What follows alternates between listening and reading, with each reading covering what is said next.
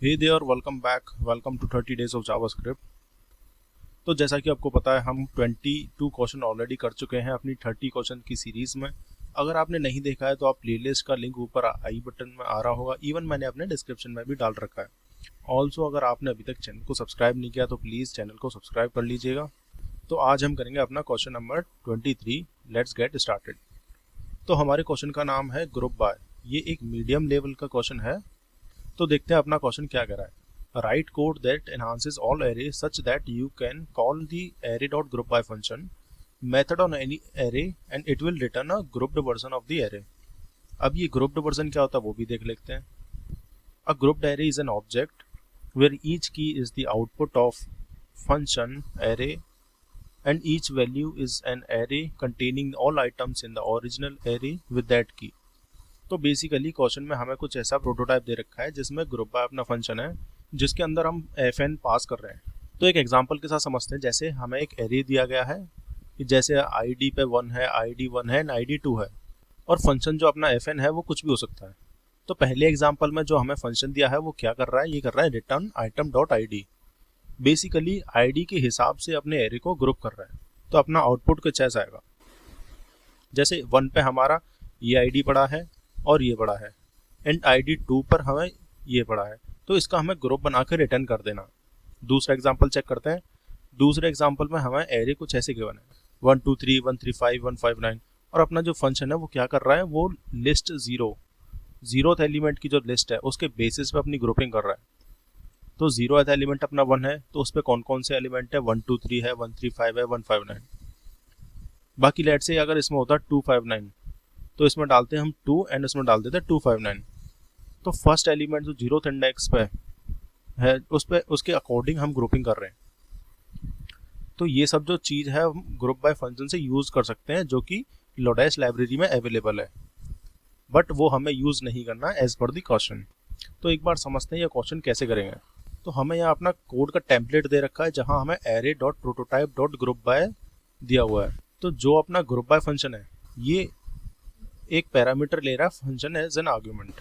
और एग्जांपल देखें तो हमें एक एरे दिया है एंड इसके अंदर 3 एलिमेंट्स हैं एंड रिटर्न कर रहा है हम एक ऑब्जेक्ट कर रहे हैं।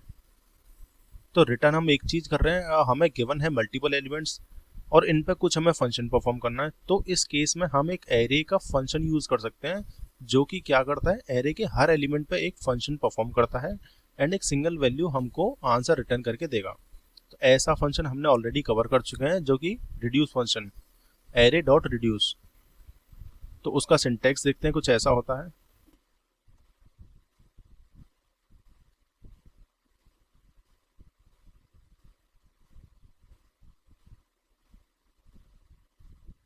तो एरे डॉट रिड्यूस का हमने सिंटैक्स देखा, वो कुछ ऐसा होता है।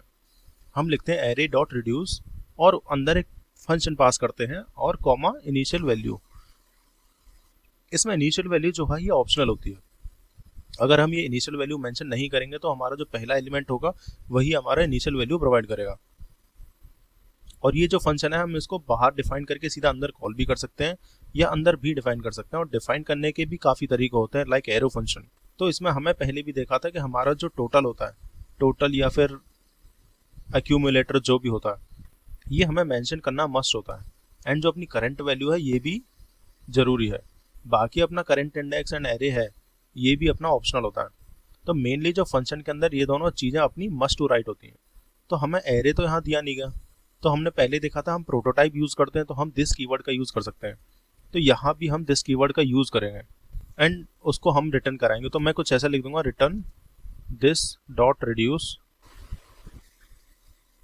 और इसके अंदर हम 2 चीज़ें पास करेंगे, एक एरो फंक्शन एंड दूसरी चीज़ होगी हमारी इनिशियल वैल्यू। यहाँ हमने देखा था इनिशियल वैल्यू है अपनी एक खाली ऑब्जेक्ट, जैसा कि हमें एग्जांपल में दिया है ये ऑब्जेक्ट रिटर्न हो रहा है। तो ये खाली ऑब्जेक्ट ही हमारी एक इनिशियल वैल्यू है, इसके अंदर ही हम अपनी चीज़ें डालते रहेंगे। अब जो अपना फंक्शन है वो यहाँ पे एरो फंक्शन है। इसके अंदर 2 पैरामीटर्स है, ग्रुप्ड एंड आइटम। ये ग्रुप्ड है वो अपने काम कर रहा है टोटल का या फिर हम कह सकते हैं एक्यूमुलेटर का, एंड जो आइटम है वो काम कर रहा है अपनी करंट वैल्यू का। तो अभी हमें क्या करना है, हर आइटम पर अपना फंक्शन fn को परफॉर्म करना है और उसको हम स्टोर कराएंगे लेट से एक की में। तो मैं अगली लाइन में लिख दूंगा कॉन्स्ट की इक्वल्स टू fn और अंदर मैंने डाल दिया आइटम। अब मैं इस की को कॉन्स्ट क्यों बना रहा हूँ, क्योंकि मैं इस की को बार बार बदलना नहीं चाह रहा, क्योंकि अगर की को मैंने कांस्टेंट कर दिया तो की तो एक ही रहेगी, हम अंदर की वैल्यूज को चेंज करेंगे। अब हम चेक करेंगे कि क्या जो हमारी की है वो ऑलरेडी अपने ग्रुप्ड ऑब्जेक्ट के अंदर है। तो मैं नीचे एक इफ एल्स कंडीशन लगा दूंगा।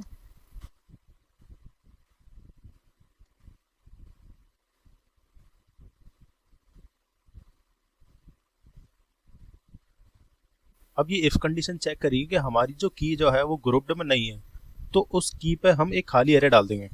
जैसे हमने यहाँ चेक किया 1 क्या हमारे ग्रुप में है, अगर नहीं है तो हमने यहाँ एक खाली एरे डाल दिया।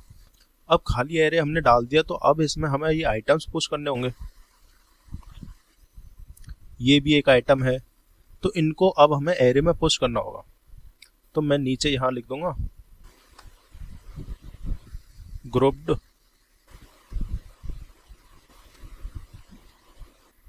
की डॉट पुश आइटम, और फाइनली लास्ट में हम कर देंगे रिटर्न ग्रुप। तो कुछ इस तरह से हम एरे के हर एक एलिमेंट पे या फिर कह सकते हैं हर आइटम पे अपना फंक्शन अप्लाई करेंगे एंड फाइनली एक सिंगल ऑब्जेक्ट में रिटर्न कर देंगे। अपना फंक्शन अप्लाई करके हमें कुछ इस तरीके से रिजल्ट मिल जाएगा। ये अपना फंक्शन कैसे काम कर रहा है उस पर अभी नहीं ध्यान देना। मेन जो टास्क था ग्रुपिंग का वो हम यहाँ पे अचीव करेंगे अपने रिड्यूस फंक्शन से। एक बार इस कोड को रन करके चेक करते हैं। तो हमारा कोड एक्सेप्टेड हो गया है तीनों टेस्ट केसेस के लिए। एक बार अब इसे सबमिट करके चेक करते हैं, और ये हमारा कोड सबमिट भी हो चुका है। तो आई होप आपको ये क्वेश्चन समझ में आया होगा। इन केस आपको कोई भी डाउट है you can ask me in the comment section, and अगर वीडियो आपको अच्छी लगी हो तो लाइक ज़रूर करना। I will see you in the next one. Thank you.